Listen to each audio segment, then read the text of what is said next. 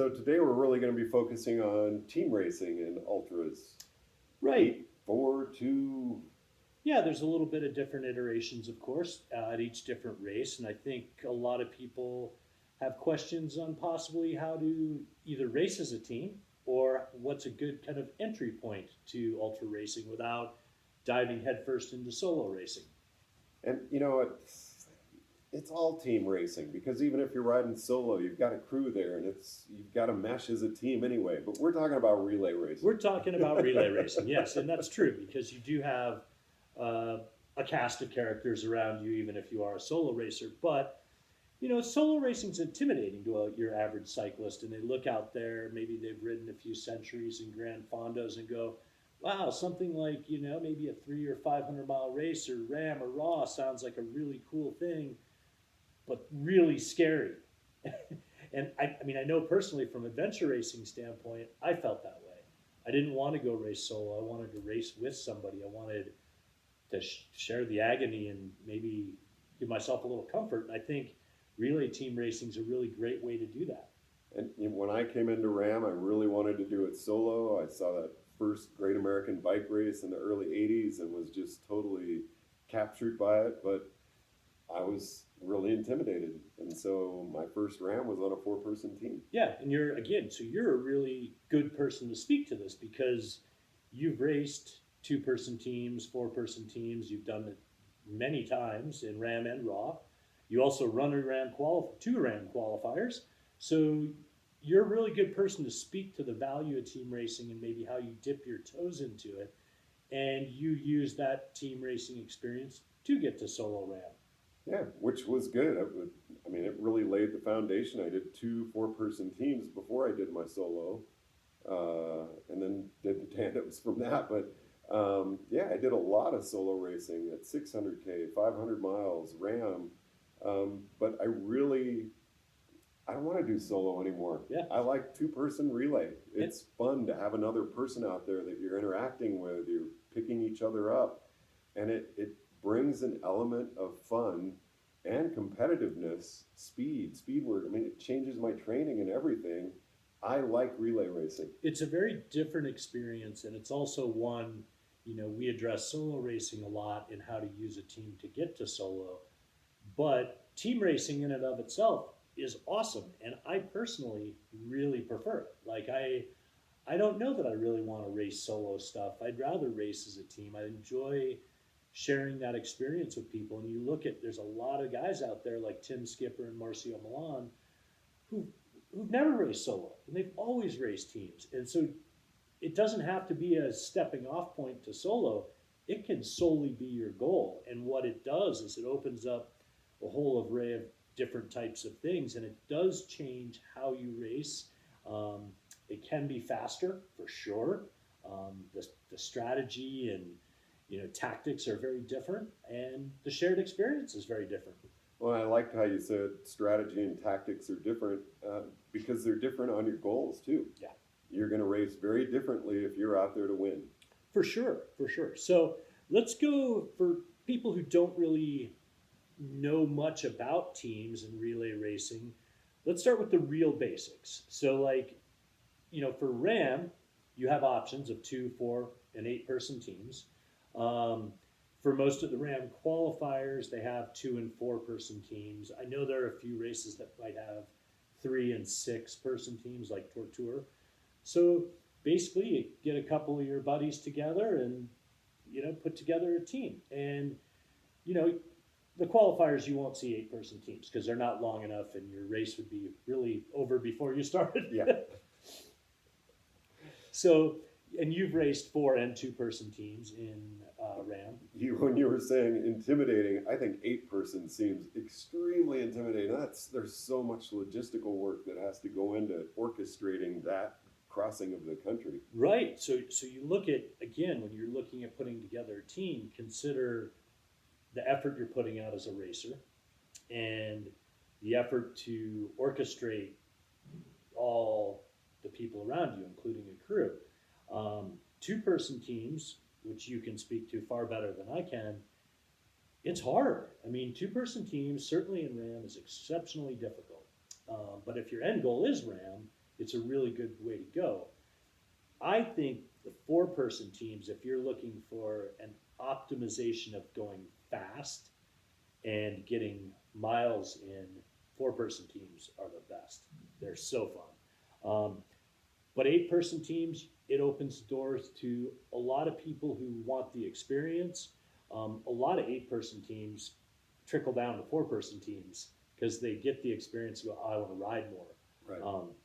And again, in the RAAM qualifying events like Race Across Oregon or Natchez, 2 and 4-person teams are your only options. And again, kind of got to decide between mileage and the logistical challenges of dealing with that.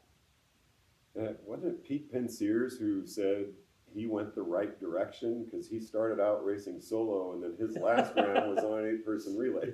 Yeah, but there are people like that. You didn't used to see it as much. It was more of people started in teams and worked their ways to solo. Now you're starting to see a lot of solo racers that want to stay in the sport but maybe don't want to commit to solo racing start to race on teams. We've seen Marco Ballo race on a couple 2-person teams.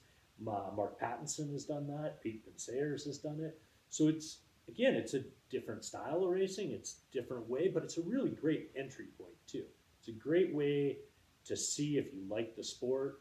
I think it also helps your transition, like if you're a more traditional road racer, to race on a team and have a break every now and then. But I think those entry points are key, and you see people move back and forth between them. And just before we get into the strategy, it's, I've got a full-time job. I do other jobs as well as that. I teach skiing part-time. I put on events as well as my regular job. And I have a social life. I don't want to spend all my free time out on my bike. I just don't. And you have to be able to do that if you're going to be racing solo. You need to have that time out on your bike. I can do a lot of interval training, speed work, things that I find really fun on the bike, and go out and be competitive and raw on a 2-person team. And that's a key thing too about teams and the training aspect of it. Solo is tough because if you're committing to doing longer ultra rides, whether they're 500 miles, 1,000, whatever, you're going to have to put in long days at some point. Mm-hmm. And it takes up a lot of time. Whereas for most cyclists who maybe they don't have a regimented training program, but they ride regularly, a team training program would fit much better to that. So even if you're out there and you're just a daily rider and you're not really racing per se, but you start to work, you get picked up by, let's say, a 4-person team, and you have a coach, they can work in things that won't vary much from your regular riding patterns. It might just be an interval day, a hill day, and you're not taxing your ordinary life much more than it already is. Very much so. So, and it's your chances of finishing are also quite a bit higher because you have other teammates there that are working with you. Absolutely. I mean, you look at most solo races, finish rates are 50-ish, 60% maybe. Team racing is 80-90% finishing rate. So it certainly feels good. I think the experience of doing it, seeing what courses are like, experiencing riding through the night and doing things that you may not normally do, it's a really good way to see if you like the sport in general. Forget whether you want to, do solo or not, but just, some people don't want to ride at night. It's scary for some people, and they just don't want to experience that. So it is a good way to kind of dip your toe into the sport and see what it's like. So we've got categories listed here. Let's talk about choosing our teammates, because you don't want to just go, Rick's fast, I want him on my team. If you've never spent any time with Rick, you're going to be with that person in a really intense situation for a week. Yes. And you need to be able to get along and have the same goals. Yeah, I think the two key things you said there, you need to be compatible as teammates. Because compatible happens happens a lot. Yes. And you don't see your teammates all the time when you're doing relay because someone's riding and someone's resting. But that being said, you do have to work with them. You do have to cooperate with them. You're also going to share crew members. So they are people you kind of want to understand and know at least a little bit, feel comfortable with it. Because whether it's RAAM and you're riding for 7, 8, 9 days, or you're just doing a shorter RAAM qualifier, 500 miles, let's say, it's still a 24 to 30 hours. So you still have to deal with it. And then you still have the lead up to it. And choosing those teammates is critical. The other part of it is the goal part of it. Because if your goals aren't aligned, you're probably not going to get anywhere fast. You and I are racing two-person. I'm on the team because I want to finish. You really want to win. You're giving everything you have on every pull that you've got. I'm out enjoying the scenery, and yes, we both want to get to the finish line, but we've got a real different goal there, and that's going to wear on each other. It's a very frustrating thing to have happen. I'm sure anyone who's played any type of team sport has experienced that at some level, whether it's beer league softball or competitive college athletics. Your goals need to align, and it doesn't mean necessarily that everything's going to go right, because it won't.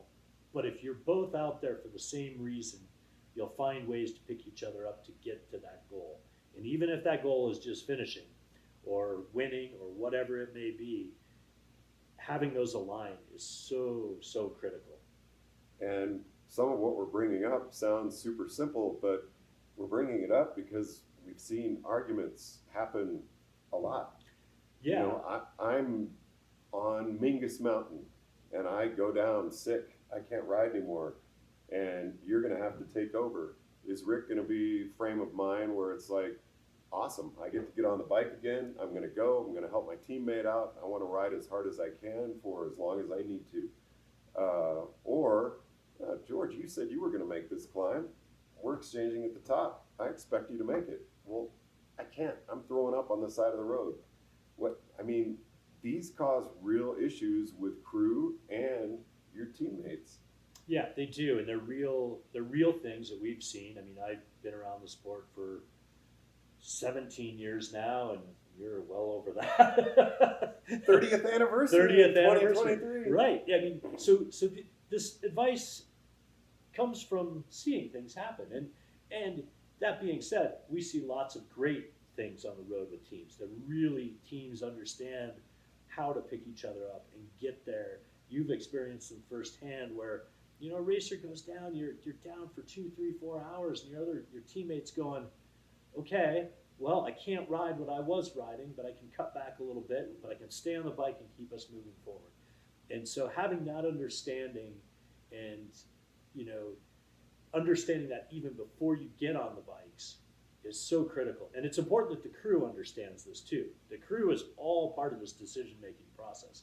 Because if they're not on board with the same goals you are, you're also in trouble. Very, very true. And then you can start feeling people pick sides when you're on Rick's doing all the work, George. Yeah. And I'm already well aware of that. I don't need someone else telling me that I'm not doing a great job. But you know what? If Rick is able to cover for me there and put in the time that's needed to get me back up riding, we can still have a great experience and have a great result. Yeah, and quite often, oddly enough, in team racing, more so when you get to longer events like RAAM and RAW, you quite often have, like if you're on a 4-person or 8-person team, quite often one of those racers is going to miss their pull.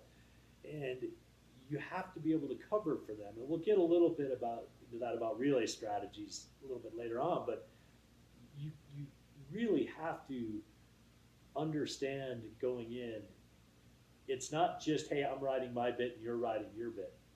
We're racing this together. We're in this together.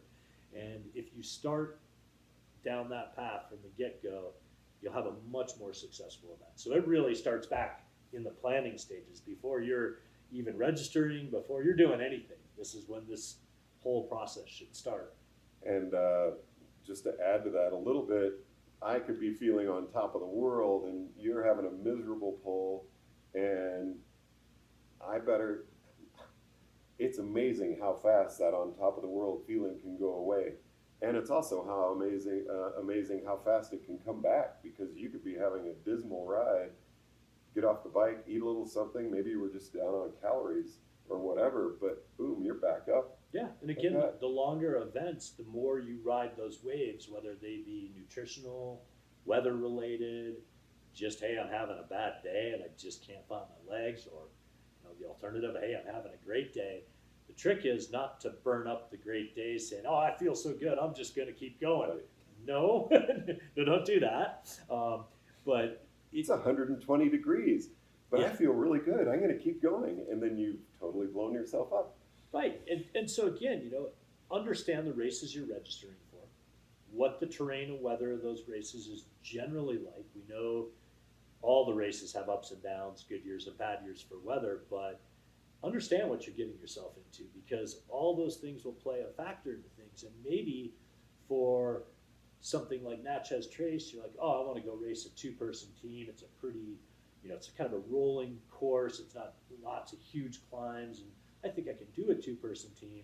But then I look at something like Hoodoo or Race Across Oregon, going, holy cow, there's a lot of hills there. Maybe I want to do this as a four-person team first. So again, there's choices to be made before you even dive too far into things. So, how do we find our crew? So again, one of the trickiest things about a lot of ultra events, whether it's running or cycling, you generally need people out there supporting you. It's quite often not an easy thing to do. So generally, I think most people tap friends and family first. Family's a tricky one because they care about you and they don't want to see you in pain. And quite often, more for solo racers, maybe two-person teams in RAAM. But, fours and eights, not as bad in the pain factor, but they care for you and they don't want to see you suffer. So friends and family are kind of your good pool to start with. And then one of the things that if people are preparing for RAAM, what I would always recommend is go do a RAAM qualifying race or two, because what you find is you meet other people in the sport who know other people who might, maybe they're racing, but they have some time free and will crew for you. So the more you kind of network that way, it's a good way to start building a crew. Any questions you suggest people ask when they're recruiting crew members? So I always look, it's more traits that I look for, and I like people that are kind of dynamic, they're up for an adventure, they're problem solvers, so I like to know how people cope with certain things, Also, are you claustrophobic? Can you sleep in a moving vehicle? Because all these things have to happen, and you don't, there's not necessarily like, hey, the really excitable guys are the best to have, or the really quiet ones are the best to have. That's not necessarily true. They're all good for certain things, but when you get to a crew chief, you really want to find someone with good leadership and organizational qualities. And not once have you said someone with bike racing skills. You don't need them. You really don't. And now when you assemble your crew as a whole, there are some things you may want. You may want someone that has some physical therapist, nurse, medical type background if you can find them. Massage therapists are awesome, and like massage schools, acupuncture schools, great resources for those people. And it's always good to have someone that can do some bike mechanic work for you. So, you don't need to be a bike racer, but maybe you ride a lot and understand how to work on a bike. That's really important. But as far as racing knowledge and racing skills, not really the most important thing out there. Need a good people person who can be a leader. Yeah, is organized. Yeah, and they need to understand you as a racer. So they need to work with you, understand you. Practice is a key thing, which we'll get to a little bit later. But they need to understand your riding, your needs, things like that. Someone, a nutritionist, someone who's really good with food is a good thing. But as far as like being like some guy who's out racing all the time, sometimes it can be good because they can sympathize with you and empathize with you at some level if you're out there in pain or feeling good or whatever. But other times it's a detriment because they're going to likely take their measurement of themselves and apply it to you. You think you're hurting? Yeah. Last race I did, I was in so much pain coming over that hill. Well, that's great for you. So the crew is a tricky one to assemble. And the one thing I will always tell people, let's say you have your ideal crew number is 10. You want to have 10 crew people and you're sitting there at 9. And, I'll get emails like, oh, I need one more crew member. I'm like, you don't. If you can find one that fits your crew, great. But don't go scrambling around on Craigslist and, trying to find the first person who will jump on board, because quite often that person will be a bigger detriment than not having him out there to start with. So put a good crew together. If you can hit your ideal number, awesome. If you can't, don't worry about it. Make the best of what you have. Like when my dad raced solo, we knew we were losing our PT when we got to Colorado.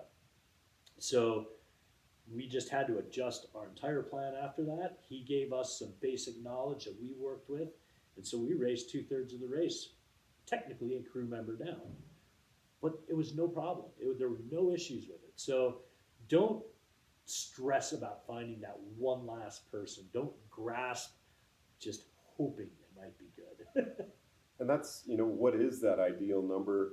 That I think is a really tough question to ask. I like to go minimalist. I don't like a big crew. I think that causes more issues for conflict. You want to have enough crew where people can get a rest, but there you really need to look at the length of the race that you're doing. For sure. And yes, I'm going to have more crew members when I'm doing RAAM than I will on RAW, but not many. No, and again, one of the key things you absolutely have to do too is whatever event you're looking at, read the rules and see, because some events there are mandatory crew members, like you have to have 2, you have to have 4. So make sure you fit in the rules of whatever the event is. They change from event to event. So for example, we've raced on 4-person teams self-crewing. Mm-hmm. And while it is not the fastest, most optimal way to race, we could do it. We had 4 team members that were all good racers, and we handled it and got through it just fine. If you're looking for speed, that's not the way to approach it by any means. It's tiring. It's tiring, and you waste a lot of time at night with exchanges and things. So take all that into consideration, and I tend to agree with you. I would rather have a smaller crew that handles itself really well than a big crew. And I've seen teams with so many crew members out there, and I don't really understand why. I don't understand the function of all these people, and they've done really well. I've seen these teams do amazingly well, but I've also seen them just be a train wreck out there because they can't keep track of anybody. And they lose people. Yeah. and that does happen. Yes, so lots of crazy things happen. So when I crew, I like being on a small crew. I do too. I would much prefer a small, manageable crew that's really dialed into whatever your goals are and getting you to where you need to be, as opposed to 10 people are off doing laundry, 5 people are buying groceries, and a couple people might be following me. I don't know. So I like a more manageable number of people. And what is that? Oh, I don't know. 4-person RAAM or 4-person team. I don't like 8-ish crew members. And oddly enough, when you get to an 8-person team, you don't need a lot more crew members. No, it's just more racers, so you need to shuffle space a little bit. It also depends on the number of vehicles that you have. That's true. I think the key part about it is setting that goal, understanding that you need to balance sleep and racing for not just the racers, but the crew members. So everybody needs to be on shift and off shift, and making sure everybody is taken care of and getting those things done. I think those are really critical things. And you don't need to overburden yourself with tons of crew to do that. And again, and some events allow it, some events don't. We've self-crewed several times, and it's not bad. And, when you get to an 8-person team in RAAM, I don't like the idea of a team self-crewing RAAM at all. I think it's a poor idea. We don't allow it for 4-person teams. We've allowed it for an 8-person team that were a bunch of veteran RAAM qualifier guys that we okayed it. I don't like it, but when you get to an 8-person team, it's not bad to have a couple of the racers if they need to jump in and drive for a little bit or navigate for a little bit, But I don't think it's good to have a racer being a primary crew member when you get up to, let's say, RAW, those 1,000-mile plus races, Ireland, Austria. They're too long for self-crewing, I think. 500 miles would be kind of my limit. I think so, and I think would not want to self-crew RAW. I think the other part about it too, again, plays a lot on your experience, right? So if you, even at 500 miles, the people we've self-crewed with are all pretty experienced racers, and it's gone pretty well. If you are a bunch of rookies out there, even doing a 500-mile race self-crewed, I really don't think is a good idea, because I think you need to experience what it's like to be out there for 25, 30 hours. And not only that, other things come into play like safety, and knowing what you're up against, and also the enjoyment of the event. Like, the idea is these events are long and they're hard, but it doesn't mean they can't be fun, and you shouldn't have a good experience. It's also going to affect your strategy. Yes, it does. It will greatly affect your strategies, and again, we talked about it a little bit. You want to go fast, you better have that stuff dialed in, and self-crewing is not the way to do that. No. Having a very, very minimal crew is probably not the way to do it. But also having a lot of extra crew is probably too much. Yep. So strategy. That's I did my first RAAM in 1993. I did my first Spinco 500 in 1984. So You're old. Strategy is interesting. That first Spinco 500, it was a 5-person relay team, and each person got to ride once. So you only had one ride, and it was 500 miles. There were 5 people on the team, so everybody's saying, well, 500, everybody rides 100 miles. Well, one person was only able to be out there for 60, and they needed to go early, and they got picked up, which put more mileage on everybody else. And then another person got bonky in the heat and was only able to go 90 miles.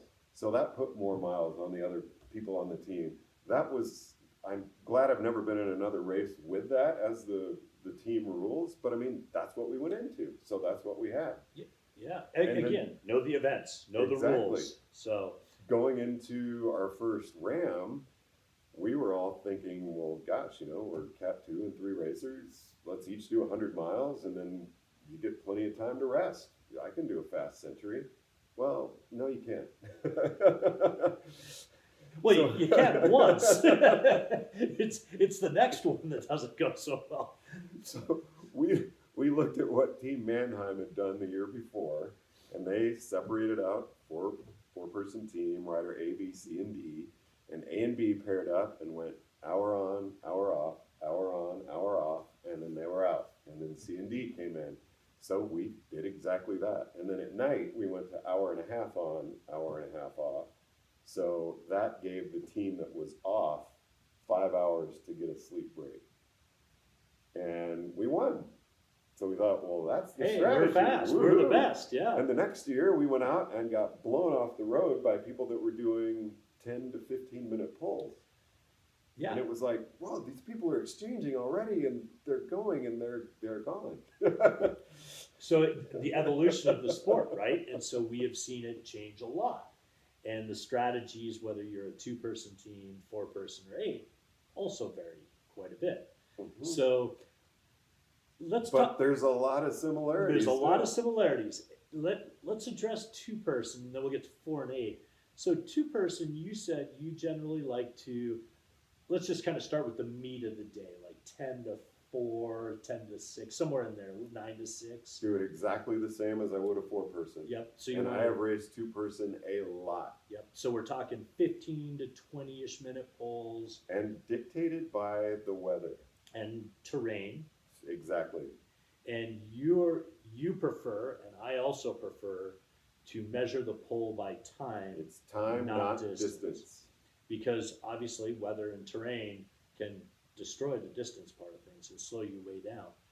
And then when it gets a little cooler in the mornings, like warms up in the morning, cools down at night, you might Go to 30 minutes. a little bit. And then overnight is a two-person team because you obviously need to sleep a little bit. You stretch it out to what, an hour? If it's a 500-mile race, I would maybe do an hour pole, Okay. and my teammate would do an hour pole. That gives us both a break. Yep. But I mean, we're looking at being done in 30 hours, so Right. we want to keep the speed up. Yep. In RAW or RAM, that first night, we go to 30-minute poles when the sun is going down, and then we'll do an hour pole. Teammate does an hour pole. You do, and we do that twice. Yep. So a 1 hour pull, 1 hour off, 1 hour pull, 1 hour off, and then you're back into 30s. Yeah. So you get a little bit of rest in there. And your crew gets a little break. Yep. And you're also not destroying your tempo. You're not off the bike so long, you're getting fatigued. Yep. Again, all things to work out with coaches, nutritionists, and practicing all these things. 4-person team is a little bit faster, only because you have 4 of you. And even 8-person teams, like they will pretty much keep poles throughout an entire race, whether it's 500 or 3,000 miles, they're going to stay on that 15 to 20 minute.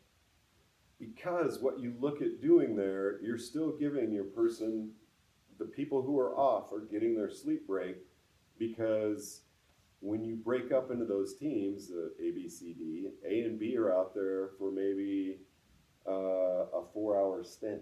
Yep. Yeah. So you get your 4-hour break, and whatever they're doing, maybe they're doing 20 minutes still. I mean, I would keep that as short as I can on my 4-person read. I wouldn't change it. Yep. But you've got maybe a longer break at night to give people and the crew a rest. Instead of a 2-hour stint, you do a 3-hour stint or a 4-hour stint. Yeah, and I think, again, I think it's, And that's RAM, not raw. yeah, people think like, well, I can ride a fast century, so it's better to stay on the bike and give my teammate a break.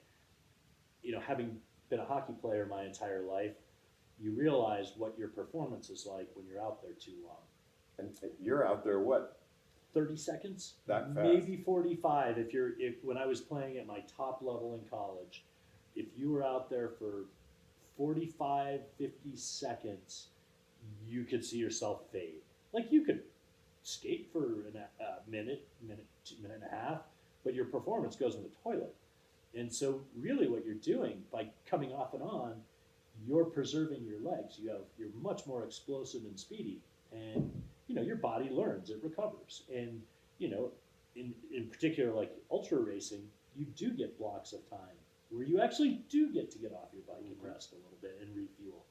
So people are under the illusion that, a half hour or hour on the bike, that's what we should be doing each time. And it's like, no, really, you should cut that down, especially on a 4 and 8-person team. And the other interesting thing, it's a strategy we don't see very often, but on occasion, we get the question, can you draft off your own teammates? Can you ride a pace line? You can. I believe in most Grand qualifying races you can. Not very advantageous, except in very odd circumstances. I think for a longer race like RAAM, if you start putting multiple racers on the road, you're burning matchsticks quick. Now, if you're in the last 50 miles, maybe even 100 miles, and you're at an 8-person team and you're looking to catch someone or break a record, it might be worth it to give it a shot.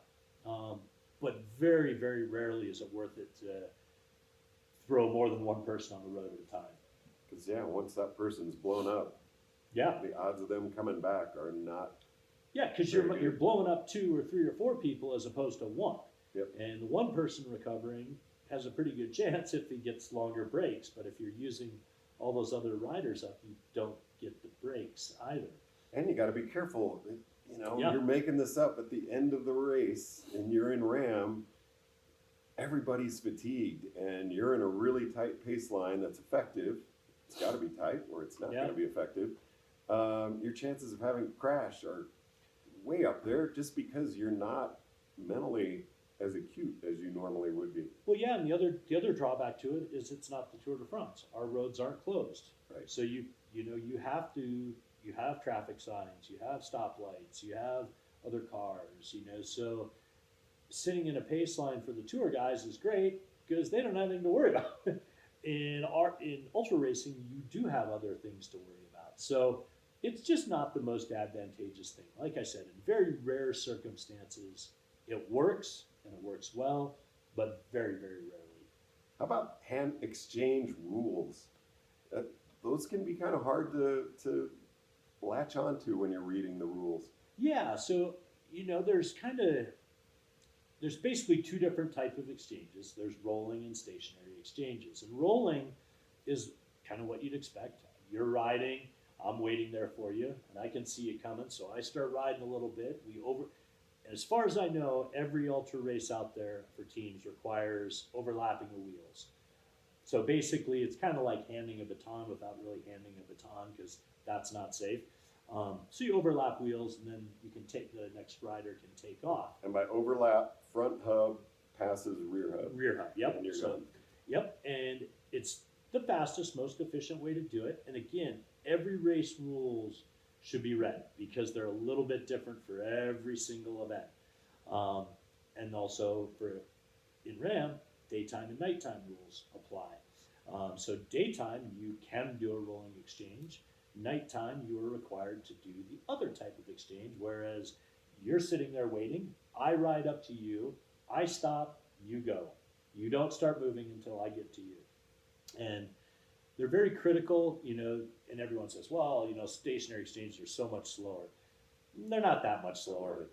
You might lose a few minutes over a race. It's not a significant amount of time, and everybody's doing it, so it doesn't matter.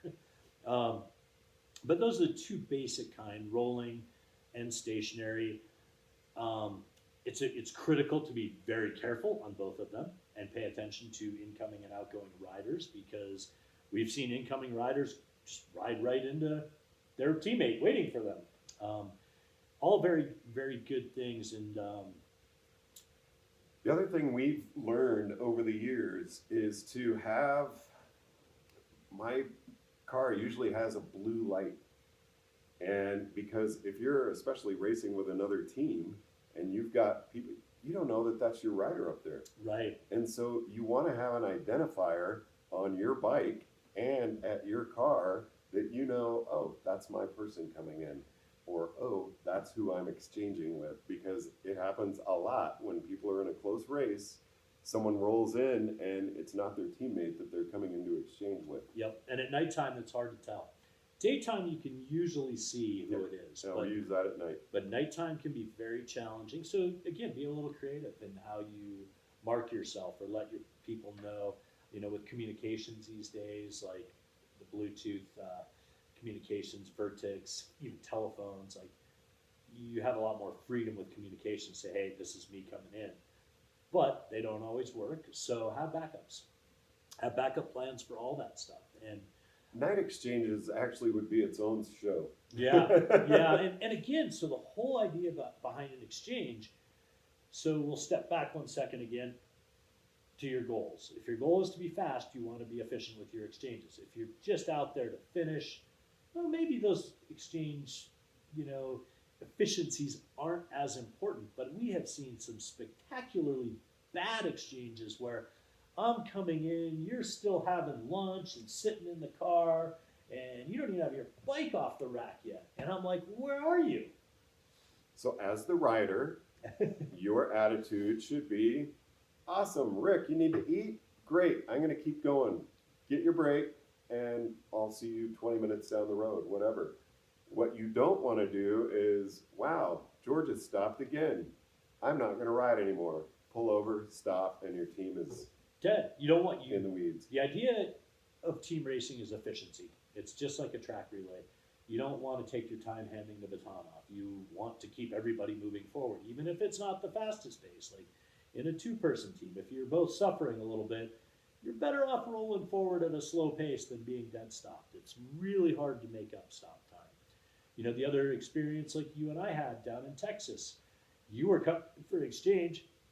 I jumped on my bike and I had mechanical Oh, issue. that's right. And I'm like, holy crap, George, just keep going. And we drove up the road, dropped me off about a mile And I down the stopped road. and yelled at you. Yelled at me. Right there. And so we recovered. No, we didn't. Yes, no, we did not. But we recovered pretty well.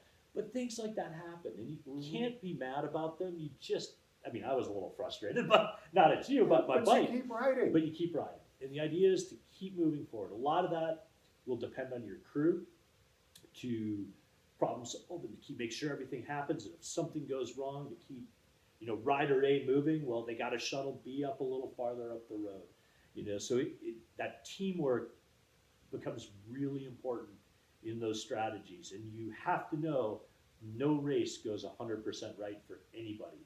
We have to stop and have a team meeting. No, you don't. No, you don't. And the crazy thing is, you've seen some of the fastest relay teams out there at the finish line of RAAM, and certainly at RAO and RAW, and every one of them will say, God, I could have gone faster. And these are teams that are breaking records, that are just annihilating speeds, and they're like, yeah, we could have saved time there and could have saved time there. And you know what? They're right. Doesn't mean, to get it right is almost impossible, but there's always time to be saved. But the key thing is, don't just waste time. Use that time efficiently. Get on and off the bikes, get down the road, and always keep moving. And that's another one of those things where it's like someone listening would be like, why would anybody want to have a team meeting? It happens every year. Oh yeah, there's no question. We see it all the time. Yep. And all that should be dealt with before the race. Now, understandably, things pop up. You can have a team meeting, but keep someone moving forward. Mm-hmm. You can still take time, say, okay, George, you and I need to chat for a minute. We're going to let Joe keep riding while we get this ironed out, and we'll go from there. But you don't want to stop and powwow. And I've seen it cost teams finishes, and there's no question about it. And again, if you're kind of new to the sport, these are things that are really good to get worked out. Try them, because again, we've done this, both you and I have done this for quite a while, and we've had the benefit of seeing a lot of it.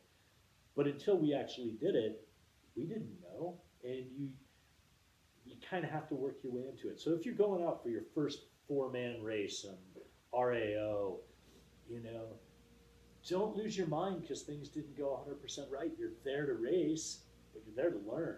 And if your end game is RAAM, the whole RAAM qualifying system that's what it's there for. Like, it's there to go kick ass and have fun and win races. It's also there to practice. You're there to learn. They have access to people like you who've done the race a lot.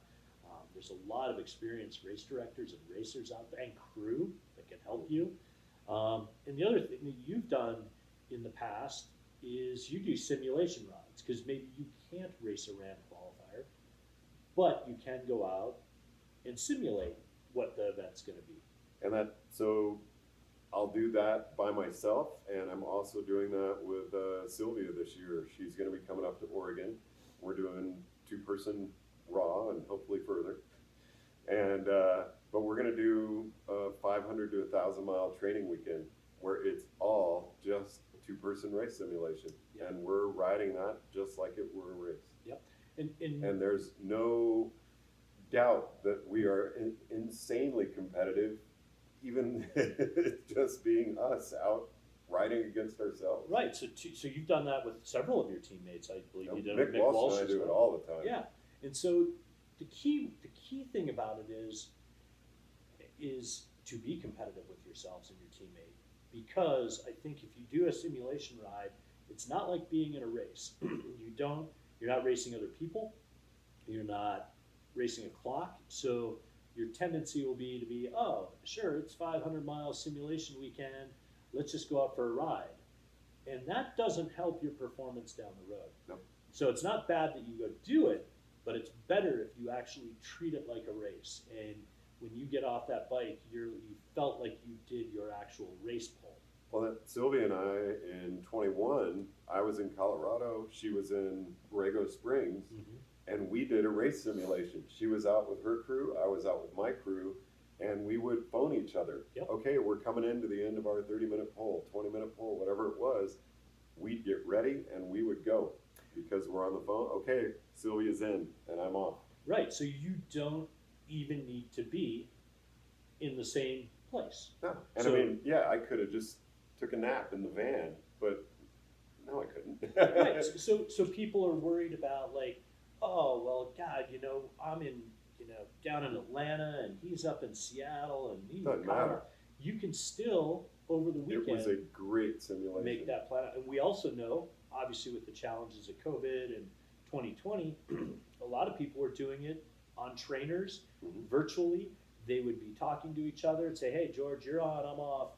And so you could, and I believe platforms like Zwift and all these others, you can still kind of ride together and still have that experience of on and off the bike. So don't think that just because your best friends are scattered around the country, you can't go do a pretty cool ass thing together and prepare for it. Well, and John Hughes, best ultra coach I've ever had, I'm using him again this year. He would always have me before a raw weekend and before RAAM do a solo ride where I lived up on Old Stage Road in Boulder, and there's an 11-mile loop with just an insane amount of climbing It in is challenging. And we would do an 18-hour training ride where I would do the 11-mile loop, and then I would stop, go down into the basement of the house, and sit for 40 minutes. And I would have to fuel and do whatever I had to, but then at the end of 40 minutes, it's back on your bike, and you're doing that same loop again, and then you're off, and for 18 hours. That is so much harder than an 18-hour ride. It is. But it is race simulation. Yeah, the other thing it teaches you to do is optimize recovery. Yep. So again, I'll go back to my hockey analogy. We train for skating hard for 45 minutes or 45 seconds, and you get out and do that. Your body adapts to those things. So if you train to that level, your body recovers like that too. So you get better at recovering in a shorter period of time. And then when you get to the old men's league, which I play in now, you're like, hey, I can go, we're all going to stay out here for 5 minutes because we're all slow anyway. No, we're actually not that slow. We're just dumb. And we just think we can do it. But yeah, I mean, it is. You're teaching your body to race hard, to rest quickly and recover, and do it again. And you can't walk around and stretch. I am focused. I'm sitting in a chair like I would be in a car. Yep. And I can watch TV, I can do whatever, but I gotta eat. Yep. Or I'm gonna really pay for it. And again, really key aspects to that: nutritionists, training, coaching. Make sure the people you work with understand what you're going to be doing, because training for a solo racer is going to be very different than training for a 4-person team or an 8-person team, and you should be training for whichever appropriately, and don't undervalue things like body work and treating yourself well. No, regular massage throughout the season. Yeah, recovery. Yep. Give rest. your body time to build itself back up. And I think too many ultra athletes get into the mindset of, oh, we got to go all the time. And you really don't. You need to get away a little bit of time. And sometimes that means going and sitting on the beach and enjoying a good book and setting your bike down. Not taking a vacation with your bike. Yeah, and you want to see the best in the world, Christoph Strasser. Look how he handles his season. He races like nobody's ever raced. He's the best in the world at it. But when the end of season hits, he takes a vacation, and it's not with a bike. And that is really good for him, probably mentally, physically, for his relationship. All these things are very important things. So don't underestimate the training and nutrition's key. Don't underestimate the rest and recovery part of your training. You did bring up mental, and that's another thing I really like about those solo weekends or a race simulation. Because in a simulation, it's not a race. It's you. You're out there doing that on your own. And at 2 a.m, when it's 35 degrees or it's raining and it's dark and you don't want to go out, it's like, are you really ready for the race? And I always have done well when I've been able to push through that section where it's like, oh God, I'm really comfortable, it's warm, I don't have to do this. I think Yeah, you do, and it's really good mental training. It is. Most racers show up physically prepared for races. Very few don't show up prepared physically to ride a bike. Where they tend to fall apart and where it shifts is in the brain, and when you're not prepared to fight through things, or you're like me and only want to ski on bluebird days. Like I don't want to ski when it's crappy outside, but I don't have to, so I choose that. But if you're doing a longer race, sure, you have teammates you get to pass this off on, but everybody's going to have something that sucks. Mm-hmm. And I think one of the best visuals I've ever seen of that is a film on the Allied Forces team called Chasing the Ghost. And I forget the guy's name, but super strong racer. All you see is it pouring rain outside. Like, it is nasty. And he rides in, hands his bike to his crew, and gets in the car. And you could tell he wasn't happy, but he just laid down a massive fast pull in that rain. His teammate was getting out and going. They didn't have a choice. And I guess they had a choice, but they chose to race. And so you have to be willing to go, okay, yeah, it's hotter than hell. Yeah, it's cold. Yeah, it's raining. But you know what? It's 20 minutes, and I'm going to go do this and do it right. So you need to kind of prepare yourself for all those things. Again, 500-mile race, you may not experience that. You might, but you might not. When you get to raw, the weather's generally pretty stable. It's just hot. When you get to longer races like RAAM, you can ride the roller coaster of weather. You could ride in sunshine the entire race, or you could not see any sunshine the entire race. So you just have to be prepared to fight through whatever the challenges may be. I'll say raw, 21, 120 plus in the desert, round the clock. But when I coasted down into Durango, I was in knee warmers, arm warmers. It was cold. Yeah. Well, and the mental aspects of it are key. It was probably 80 degrees. Yeah, it was freezing. It was like, but the mental aspects, we talk about the weather because most people don't want to go out when it's crappy out. But even the days when you don't feel good, right? When you don't, like, your stomach's a little upset, your elbow hurts a little bit, whatever. You got to kind of navigate your way through those. You don't want to hurt yourself, because that's not a good thing. But you have to understand the difference between, hey, I'm really hurting and I can't do this, or it just feels a little uncomfortable. And let's play along the lines of saddle sores. Like, most teams will not experience them. Maybe two-person teams will experience them. 4s and 8s, not so much. But even still, your rear end might be a little uncomfortable one day, even if it's not a saddle sore. And you kind of just got to put it behind you and keep going forward. And you have teammates to give you a break too. So, and that's where having a teammate that you really care about matters, because, I'm driven. I want to get out there and do my pull, but at the same time, if you're not feeling that good, it's like, I need to give Rick a break. He's been out there for his pull, and darn right, I'm going to get out and do mine. Yeah. And so there's a lot that goes on in team racing, and it may sound overly complex, but when you start to boil it down into little compartments, like, pick your team size, pick your crew, training, it's not as complicated as it sounds. So once you start doing it, you go out, practice a little bit, maybe dive into your first race, and it might be a little rough, may not be the best race you've ever had.